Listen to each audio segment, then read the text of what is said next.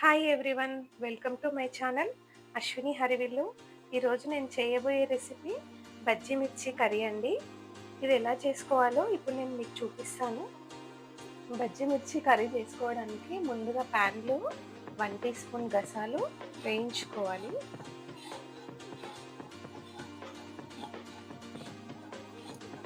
ఇవి కొంచెం వేగాక ఇందులోకి ఒక 2 టీ స్పూన్ల కొబ్బరి తురుము వేసుకోవాలండి.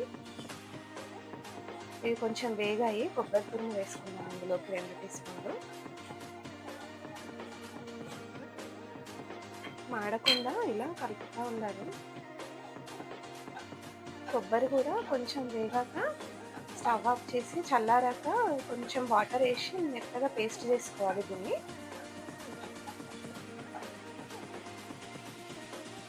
మంచిగా వేగిందండి, దీన్ని పక్కన పెట్టేద్దాం. ఒక 10 టీ స్పూన్స్ ఆయిల్ వేసుకోవాలండి. ఆయిల్ కొంచెం ఎక్కువే పడుతుంది. ఆయిల్ హీట్ అయిందండి, 1/2 టీ స్పూన్ ఆవాలు వేసుకోవాలి. 1/2 టీ స్పూన్ జీలకర్ర వేసుకోవాలి.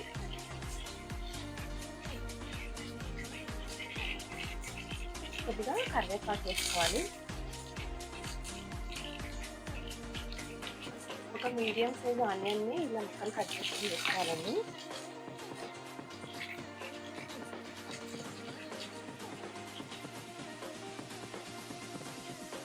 ఇందులోకి ఒక 15 పచ్చిమిర్చిని ఇట్లా ఘాట్లు పెట్టి వేసుకోవాలండి.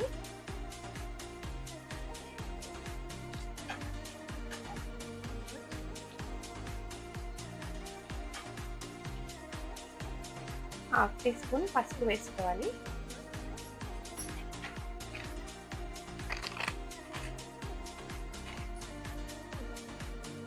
వన్ టీ స్పూన్ సాల్ట్ వేసుకోవాలి. సాల్ట్ వేస్తేనే మిరపకాయలు మంచిగా మగ్గుతాయండి.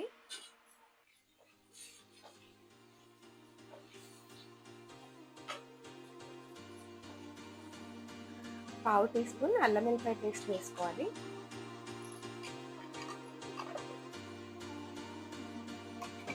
ఇప్పుడు ఇందులోకి కొబ్బరి గసాలు పేస్ట్ చేసుకున్నాం కదండి, అది వేసేసుకోవాలి.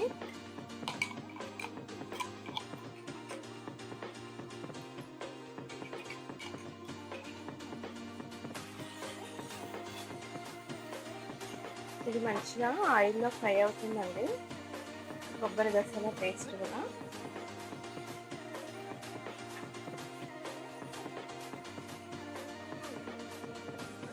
ఇప్పుడు ఇందులోకి ఒక గ్లాస్ మిల్క్ వేసుకోవాలండి. ఇది ఒకసారి మంచిగా కలుపుకొని ఒక 3 మినిట్స్ మూత పెట్టి మంచిగా మగ్గించుకోవాలండి.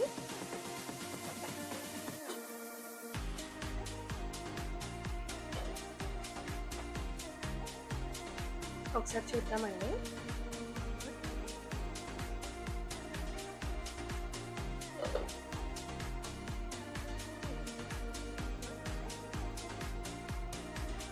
మంచిగా మగ్గిపోయిందండి. ఇది పాలతోనే టేస్ట్ బాగుంటుందండి. ఒక 1 మినిట్ ఉంచి ఇంకా స్టవ్ ఆఫ్ చేసేద్దామండి. కర్రీ రెడీ అయిపోయినట్టు. ఆయిల్ మంచిగా పైకి వచ్చేసిందండి, కర్రీ అయిపోయింది. ఇంకా స్టవ్ ఆఫ్ చేసేద్దాం.